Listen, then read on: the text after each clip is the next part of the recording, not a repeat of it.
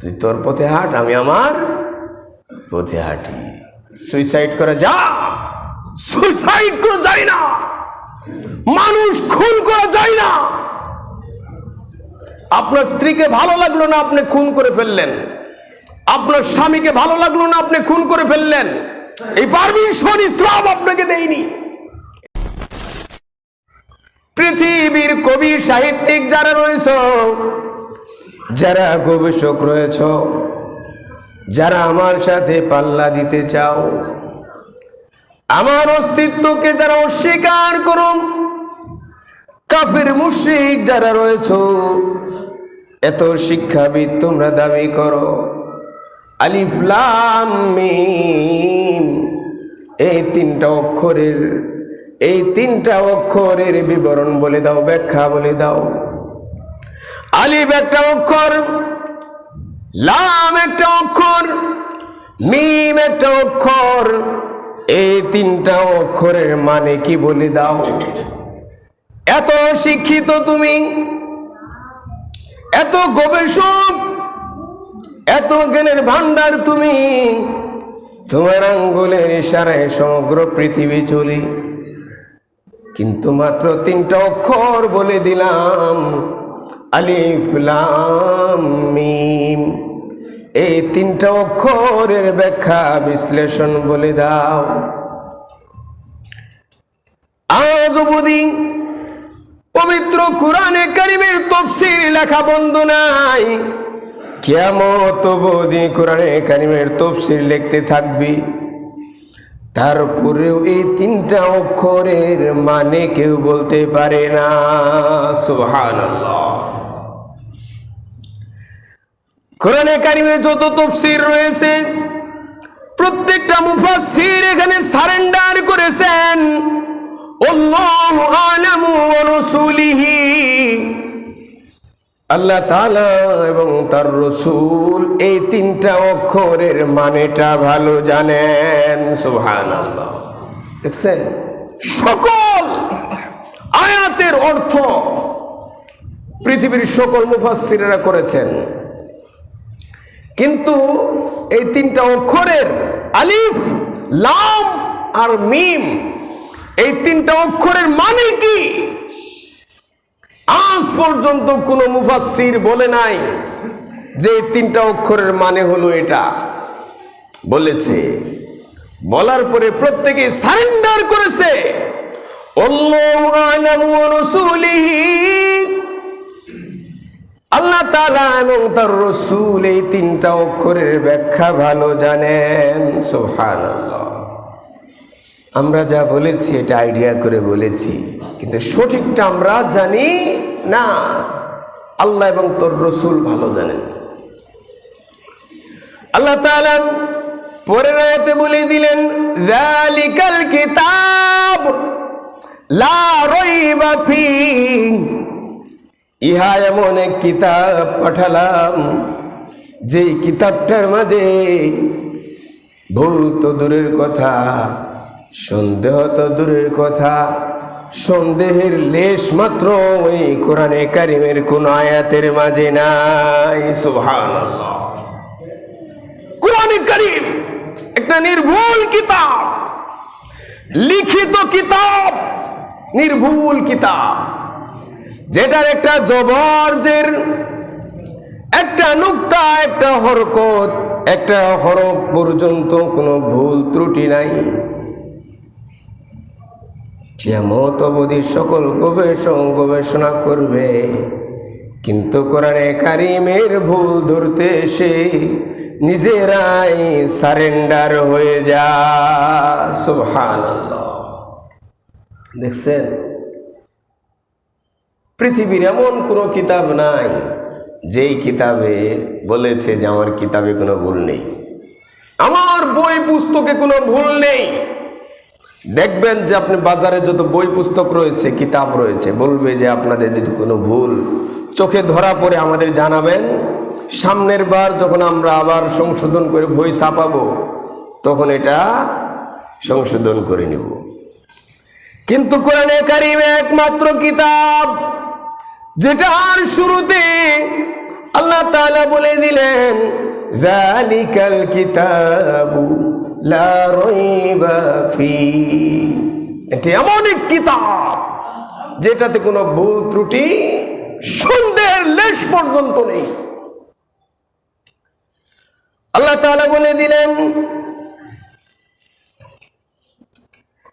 কোরআনে কারীমের মধ্যে, আল্লাহ তাআলা ঘোষণা করলেন, কুল হাল ইয়াস্তাবিল্লাযীনা ইয়ালামুনা ওয়াল্লাযীনা লা ইয়ালামুন। এই নির্ভুল কিতাবে আল্লাহ তাআলা একটা কোটেশন বলে দিলেন যে যারা শিক্ষিত আর যারা অশিক্ষিত তারা কি সমান? আল্লাহ তাআলা প্রশ্ন করলেন, কুল হাল ইয়াস্তাবিল্লাযীনা ইয়ালামুনা ওয়াল্লাযীনা লা ইয়ালামুন। নবীজি, দুনিয়ার মানুষের কাছে আপনি প্রশ্ন করেন, যারা শিক্ষিত আর যারা অশিক্ষিত তারা বরাবর সমান হইতে পারে কি? পারে না। চিন্তা করেন, মূর্খতা, মূর্খতা এটার কোনো স্থান ইসলামে নেই। ইসলাম বলেছে আপনাকে শিক্ষিত হতেই হবে, আপনাকে শিক্ষিত হওয়া। ইসলাম আপনার উপরে নামাজ যেমন ফরজ করেছে, শিক্ষিত হওয়াটাও আপনার উপরে ফরজ করে দিয়েছে। সুবহানাল্লাহ। কোন শিক্ষা? বাংলা শিক্ষা, ইংলিশ শিক্ষা, অঙ্ক শিক্ষা, এগুলো দরকার আছে। কোরআন শরীফের জ্ঞান অর্জন করা ফরজ পরিমাণ এলেম। যতটুকু এলেম শিখলে আপনি ইসলামের উপরে কমপ্লিট চলতে পারবেন, এই পরিমাণ শিক্ষিত আপনার উপরে হওয়া কি ফরজ? হতেই হবে আপনাকে। তাহলে অশিক্ষিত থাকা ইসলামে যায় না। আপনি বলবেন রাসূলুল্লাহ সাল্লাল্লাহু আলাইহি ওয়াসাল্লামকে, রাসূলুল্লাহ সাল্লাল্লাহু আলাইহি ওয়াসাল্লাম কোন স্কুল, কলেজ, ইউনিভার্সিটি, মাদ্রাসায় যান নাই। কোন স্কুল, কলেজ, ইউনিভার্সিটি, মাদ্রাসায় নবীজি জন্মেও যান নাই।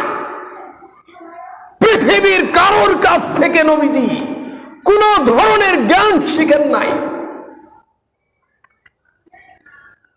আল্লাহ তাআলা কোরআনে কারীমের মাঝে বলে দিয়েছেন, লাকাদ কানা লাকুম ফি রাসূলিল্লাহি উসওয়াতুন হাসানা।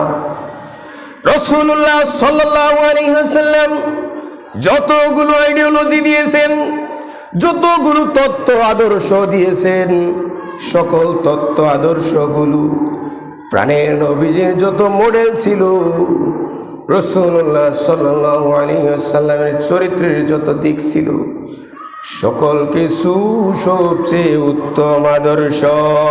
সুবহানাল্লাহ। কেন? রাসূলুল্লাহ সাল্লাল্লাহু আলাইহি ওয়াসাল্লাম 40টা বছর যখন প্রাণের নবীজি অতিবাহিত হয়ে গেল, অনেক চড়াই উতরাই পার হলেন, পৃথিবীর আয়ামে জাহেলিয়াতের যুগের মানুষগুলো, বর্বর জাতির মানুষগুলোকে ভালো করার কোনো পথ খুঁজে পাচ্ছিলেন না। রাসূলুল্লাহ সাল্লাল্লাহু আলাইহি ওয়াসাল্লাম হেরা পর্বতের গুহায় ধ্যানমগ্ন থাকলেন। আল্লাহ তাআলা নিজে প্রাণের নবীজির শিক্ষক হয়ে জিবরাইল আলাইহিস সালামকে পাঠিয়ে দিলেন, আমি আমার নবীকে শিক্ষা দিতে চাই। সুবহানাল্লাহ। কুরআনে কারীমের শিক্ষককে আল্লাহ তাআলা দেখছেন, মক্তবে, মাদ্রাসা, স্কুল, কলেজ, ইউনিভার্সিটিতে কোরআন শরীফ শেখানো হয়, এটা শিক্ষককে আল্লাহ তাআলা নিজে। সুবহানাল্লাহ। আল্লাহ তাআলা নিজে যেভাবে কোরআনে কারীম পড়েছেন, আল্লাহ তাআলা নিজে জিবরাইল আলাইহিস সালামকে যেভাবে কোরআনে কারীম শিক্ষা দিয়েছেন, জিবরাইল আলাইহিস সালাম নবীজিকে সেভাবে শিক্ষা দিয়েছেন। সুবহানাল্লাহ। আবার নবীজি জিবরাইল আলাইহিসসালামের কাছে যা শুনেছেন, যা শিখেছেন, সেটাই সাহাবায়ে কেরামকেও শিক্ষা দিয়েছেন। এক তিল পরিমাণ কম বেশি শিক্ষা দেননি। সাহাবায়ে কেরাম যা শিখেছেন নবীজির কাছ থেকে, সেটাই পূর্ববর্তী তাবেঈনদেরকে শিখিয়েছেন। এভাবে ধীরে ধীরে আজ অদ্যাবধি পর্যন্ত কোরআনে কারীম এবং হাদিস অক্ষুণ্ণ রয়েছে। সুবহানাল্লাহ। আল্লাহ তাআলা বলে দিলেন, ইন্নাহু লাকুরআনুন কারীম ফি কিতাবিম মাকনুন।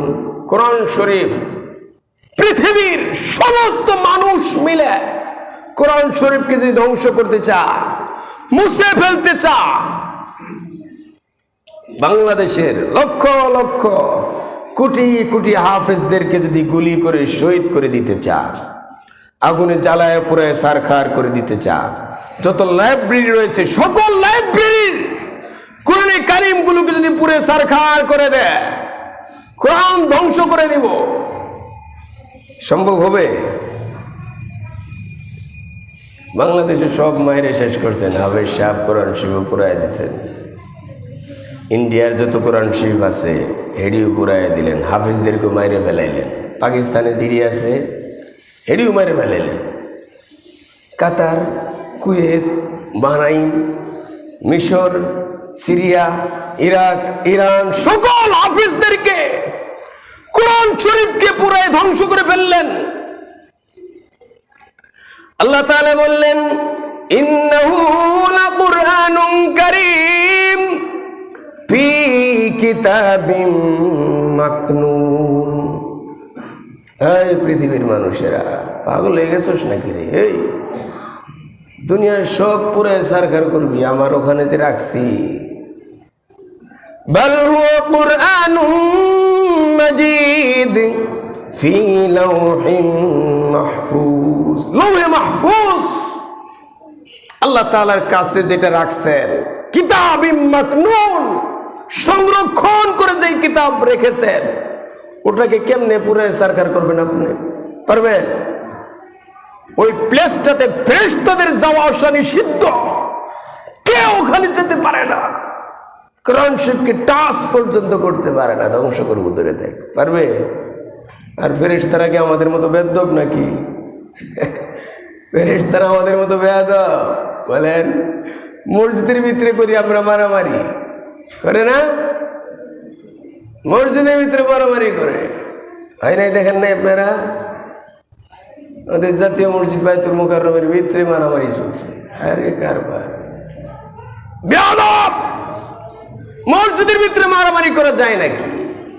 এখানে আল্লাহ তাআলার ফেরেশতারা টোটাল সময় থাকে, ওযু ছাড়া মসজিদে ঢোকা যায় নাকি? ওযু করে তো মসজিদে ঢুকেন, পাক পবিত্র হয়ে মসজিদে ঢুকেন, ঢোকা যায়। কিন্তু ইবাদত করতে চাইলে, নামাজ পড়তে চাইলে ওযু ছাড়া ঢুকতে পারবেন আপনি? ওযু করেই ঢুকতে হবে। এত পবিত্র জায়গায় আর মারামারি চলে?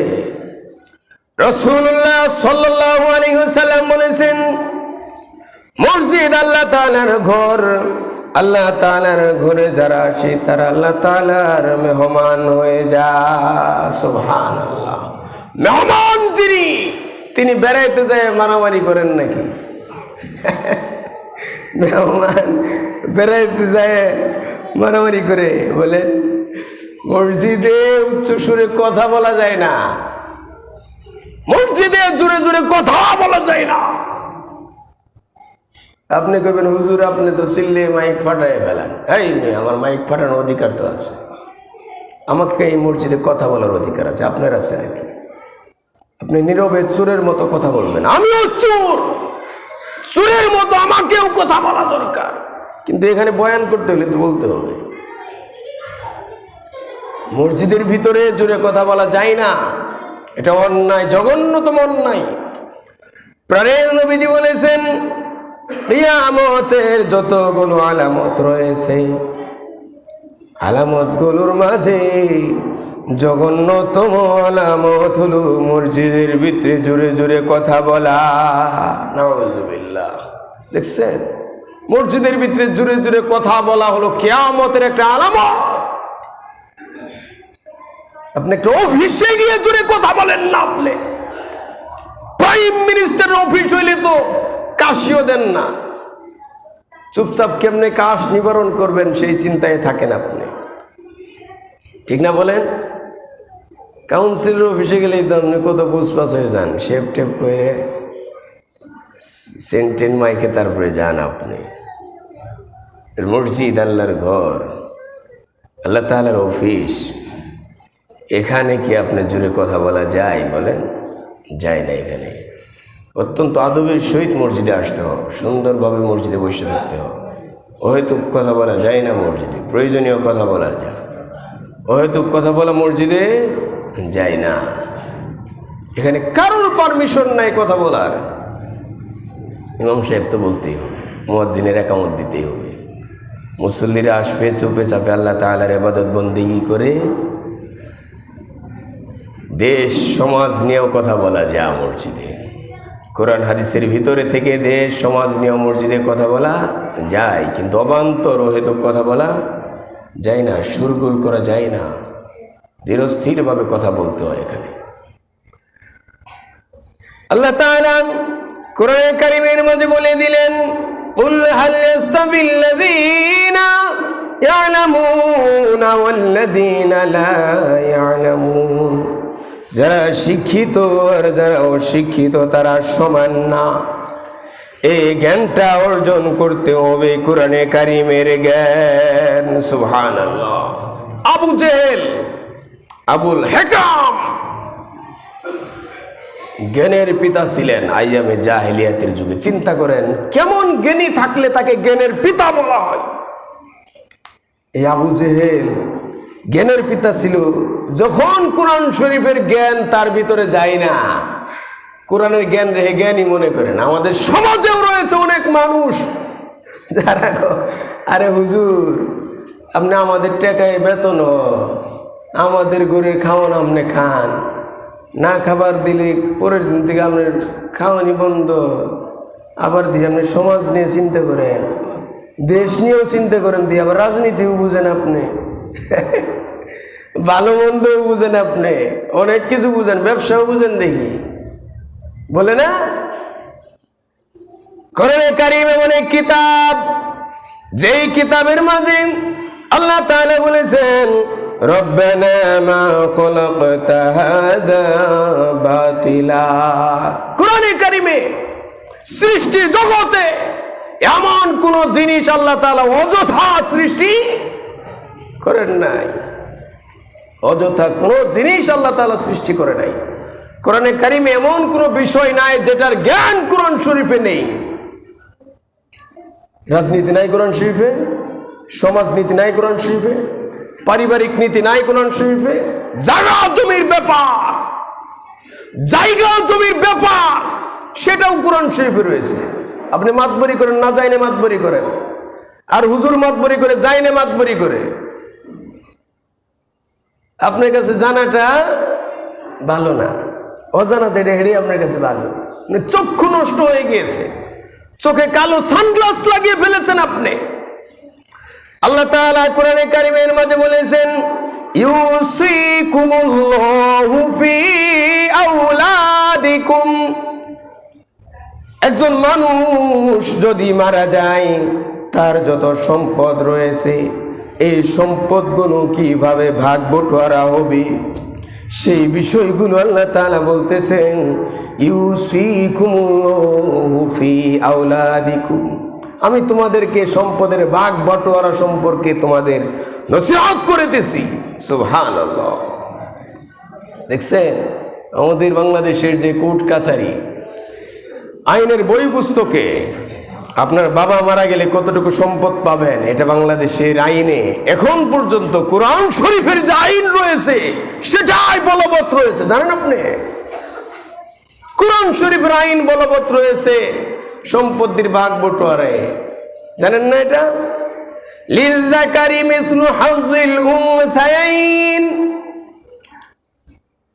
একজন ব্যক্তির দুইজন মেয়ে রয়েছে, একজন ছেলে রয়েছে, তিনজনিত সন্তান এক মায়ের পেট থেকে হয়েছে। মাইয়ারেও যেমনি কুলে কাকে নিছেন, ছেলেরও এমনি কুলে কাকে নিছেন। আপনি এত বড় পণ্ডিত, তাহলে 3 সন্তান সমান সমান পাবে। আপনার হিসেবে 3 সন্তান সমান সমান পাবে। 3 কাঠা জায়গা আছে, স্ত্রী নাই, আপনি মরে গেছেন গা, তাহলে 3 জনে 1 কাঠা পাওয়ার কথা। 3 জন এক মায়ের পেট থেকে হয়েছে, একই বাবা, 3 কাঠা জায়গা আছে, তো 3 জনে 1 কাঠা করে পাওয়ার কথা আপনার হিসেবে। কিন্তু আল্লাহ বলছেন যে 2 বোনে যা পাবে 1 ভাই তাই পাইব। তো আপনার জ্ঞান, আপনি এত বড় মাতাব্বর, এনে কাজে লাগান দেখি, লাগান কাজে। আপনি পারবেন না কাজে লাগাতে। আল্লাহ তাআলা যেটা ডিসিশন দিয়েছেন সেটাই ডিসিশন। আপনি বুঝেন না, না বুঝে এগুলো পাতলা কথা আপনি বলেন। আল্লাহ তাআলা বলছে যে 2 বোনে যা পাবে 1 ভাইয়ে ওই পরিমাণ সম্পদ সে পেয়ে যাবে। সুবহানাল্লাহ। এটাই বাংলাদেশের আইন এবং মুসলিম আইনে এটাই বলা আছে। দেখছে, কোরআন শরীফে এমন কোনো বিধান নাই যেটা না দেওয়া আছে। অসারিকু ওয়াসারিকাতু ফাকতু আইদিয়াহুমা জাযাআম বিমা কাসাবা নাকালাম মিনাল্লাহ। চোর এবং চুন্নি, মহিলা চোর এবং পুরুষ চোরে যদি চুরি করে তার হাত কেটে দিতে হবে। দেখছেন কারবার? তো এটা সংবিধানের বিষয়, রাষ্ট্রীয় বিষয়, বিচার আচার রাষ্ট্রীয় বিষয় নয়, রাষ্ট্রীয় বিষয়। আপনি এত বড় মাতাব্বর, আপনি বলেন দেখি, চুরি করলে কি করতে হইব, কতটুকু চুরি করলে কি করতে হইব? একজনে 1 লক্ষ টাকা চুরি করছে, আরেকজনে 50,000 চুরি করছে, আরেকজনে 10 টাকা চুরি করছে। আপনি এটা মীমাংসা করেন দেখি, আপনার জ্ঞান দিয়ে পারবেন? আপনি বলেন, একজনে 20 বস্তা চাল চুরি করছে, আরেকজনে 1 বস্তা চাল চুরি করছে। আপনার জ্ঞান দিয়ে আপনি বিচার করেন দেখি, পারবেন? পারবেন না। আল্লাহ তাআলা এটা সুন্দর করেই বলে দিয়েছেন, ওয়াসারিকু ওয়াসারিকাতু ফাকতু আইদিয়াহুমা জাযাআম বিমা কাসাবা নাকালাম মিনাল্লাহ। চোর এবং চুন্নি এরা যদি চুরি করে এদের হাত কেটে দিতে হবে। কেমনে কেটে দিতে হবে এটা আল্লাহ বলছেন। প্রথমবার আপনি একটা হাত কাটলেন, পরের বার আবার চুরি করছে, তখন কি কাটবেন? তখন বলবেন আরেক হাত কাটবো। কতটুকু চুরি করবেন এই বিষয়গুলো, আর কতটুকু চুরি করলে কি পরিমাণ শাস্তি হবে, হাত কাটতে হবে, এগুলো আল্লাহ তাআলা কোরআন শরীফে বলেছেন, হাদিস শরীফে বলেছেন। কিন্তু আপনার মাতাব্বরিতে এটা চলবে? চলবে না। তাহলে কোরআন শরীফে আত-তালাকু মাররাতান, তালাকের বিষয় যে রয়েছে, তালাক দিবেন স্ত্রীকে, কিভাবে তালাক দিবেন, কয় তালাক দিবেন, এই সব বিষয়গুলো আপনার জ্ঞানে ধরবে না। এগুলো আল্লাহ তাআলা ঠিকই বলে দিয়েছেন যে 1 মাস পর পর তালাক দিবি, 3টে তালাক দিবি, এর ভিতরে যদি এই সংশোধন নাও 2 তালাক দিয়ে আবার 1 মাস দেরি করবি, তারপরে যদি এই সংশোধন নাও তাহলে 3 তালাক দিয়ে দিবি। যা, তুই তোর পথে হাঁট, আমি আমার পথে হাঁটি। সুইসাইড করা যা, সুইসাইড করা যায় না, মানুষ খুন করা যায় না। আপনার স্ত্রীকে ভালো লাগলো না, আপনি খুন করে ফেললেন। আপনার স্বামীকে ভালো লাগলো না, আপনি খুন করে ফেললেন। এই পারমিশন ইসলাম আপনাকে দেয়নি। এটা হচ্ছে না আমাদের সমাজে। আপনি কইবেন আমাদের এই এলাকাতে হয় না। আলহামদুলিল্লাহ, খুশি আমরা। কিন্তু পেপার পত্রিকা খুলেন, আপনার আনাচে কানাচে হরও হচ্ছে। আল্লাহ তাআলা এই সলিউশন কোরআন শরীফে বলেছেন, যদি স্ত্রী কথা না শুনে উপদেশ দাও, বোঝাও। তাও কথা না শুনলে হালকা একটু মারধর করো, বেশি মারবি না। গালের ভিতরে এমন একটা চর মারছেন যে 5টা আঙ্গুল বসে গিয়েছে। কে তোকে বলেছে গালের ভিতরে 5টা আঙ্গুল বসিয়ে দেওয়ার জন্য? তুই খাওয়াস, তুই পড়াস, আল্লাহ তাআলা তার রিজিক দেয় নাই এই পৃথিবীতে? বলেন, যেদিন থেকে আপনার বউ ঘরে এসেছে সেদিন থেকে আপনার রিজিকে বরকত হয়েছে, হয় নাই বলেন? যেদিন থেকে আপনার একটা সন্তান হয়েছে সেদিন থেকে আপনার ঘরে বরকত হয়েছে, হয় নাই বলেন? আমি খাওয়াই, আমি পালি, যেমনি ইচ্ছা এমনি মারমু, যেমনি ইচ্ছা এমনি মারমু। চাকু দিয়ে কাটবো, কেটে লবণ আর মরিচ লাগাবো, আবার আমি পিটাবো। মগের মূল্য রে বেটা, আল্লাহ তাআলা তোকেও তৈরি করছে, এরেও তৈরি করছে, দুজনের রিজিক আর রিজকু মাকসুমুন। যে রিজিক এটা বন্টন করা হয়ে গিয়েছে, আজকে নতুন করে বন্টন আল্লাহ করবেন না। এটা আগেই আপনার কি পরিমাণ খাবেন সেটা আল্লাহ তাআলা বন্টন করে রেখেছেন। আপনি পাগলামি করেন, বুঝেন না। আপনি কেন গরুর গোশত খাইতে পারেন না, বুঝেন না আপনি? আপনাকে কেন ডাক্তার সাহেব নিষেধ করেছে গরুর গোশত খাবি না, আপনি জানেন না এটা কেন না করছে? আপনার রিজিকে বরাদ্দ শেষ হয়ে গেছে গা।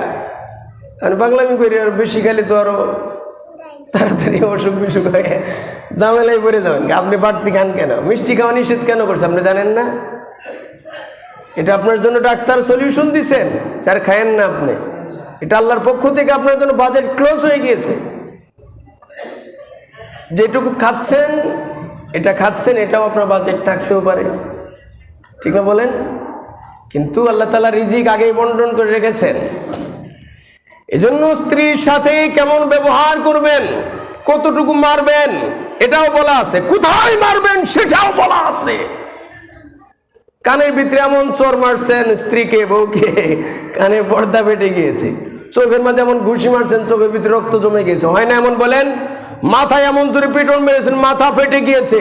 এটা বলেছে আপনাকে এভাবে মারতে? হাত পা ভেঙে ফেলে মাইরে মাইরে, ভাঙে না? আবার ওই খন্তির শেখা দেয়, গরম খন্তির শেখা দেয়, আবার স্ত্রীর শেখা দেয় না বলেন? খাবার দেয় না, ভাত কাপড় দেয় না, এগুলো বলেছে আল্লাহ তাআলা আপনাকে। এগুলো সব কোরআনে আল্লাহ বলেছেন। যে বউ বাচ্চার সাথে কেমন ব্যবহার করবেন এটাও বলেছেন আল্লাহ তাআলা। বলছেন যে হালকা তুমি মারধর করবা, দাগ যেন না পড়ে খেয়াল রাখবি, এটা বলছেন আল্লাহ। তারপরেও যদি শাসন নাও, বেশি মারধর আর করবি না। দুই পক্ষের মাতাব্বরদের নিয়ে বসবি, এর পক্ষের আর তোর পক্ষের বাপ চাচাদের নিয়ে বসবি, মামা খালুদের নিয়ে বসে মীমাংসা করবি। যদি না হয় তাহলে এক তালাক দিয়ে দিবি। এক তালাক দেওয়ার পরে 1 মাস পরে গিয়ে আবার আরেক তালাক দিয়ে দিবি। 2 মাসে 2 তালাক কমপ্লিট হলো, তারপরে আবার আরেক তালাক দেওয়া হবে। 3 তালাক দেওয়ার জন্য আল্লাহ তাআলা বলেছেন। আপনি ধিরিম ধিরিম মারলেনও ধিরিম ধিরিম, তালাকও দিয়ে দিলেন কি ধিরিম ধিরিম। 1 তালাক 2 তালাক 3 তালাক জায়েন থেকে লাথি মেরে খেদাই দিলেন, এটা বলেছেন আল্লাহ তাআলা। আপনি অন্যায় তো করতে পারেন না, আপনি আল্লাহ তাআলা যেখানে সুযোগ দিয়েছেন আপনি এই সুযোগটা কাজে লাগান না কেন? আপনার কপাল ভালো হতে পারে, পারে না বলেন? পারে। এই জন্য কোরআন শরীফ আল্লাহ তাআলা সুন্দর করে পরিবারের সাথে কেমন ব্যবহার, সমাজে কেমন ব্যবহার, রাষ্ট্রের কেমন ব্যবহার, আন্তর্জাতিকভাবে কেমন ব্যবহার, শত্রুর সাথে কেমন ব্যবহার করবেন সেটাও আল্লাহ কোরআনে বলেছেন। বলেন নাই? বলেছেন। আপনি রাস্তা দিয়ে যাইতে বন্ধ করে দেন, আপনার সাথে চোখ রাঙায় কথা কইছে, রাস্তা বন্ধ করে দিলেন। এই মেয়ে, আপনি যে আরেকজনের রাস্তা দিয়ে চলেন, আরেকজনের রাস্তা দিয়ে আপনি না চললে আপনার লাশ যাবে এই রাস্তা দিয়ে, যায় না? শত্রু বলেই কি রাস্তা বন্ধ করা যায় না? এগুলো নাই। এই জন্য আমাদেরকে কোরআনের ধারে কাছে আসতেই হবে, কোরআন শরীফ জানতেই হবে, আমাদের কোরআনের জ্ঞান অর্জন করতেই হবে।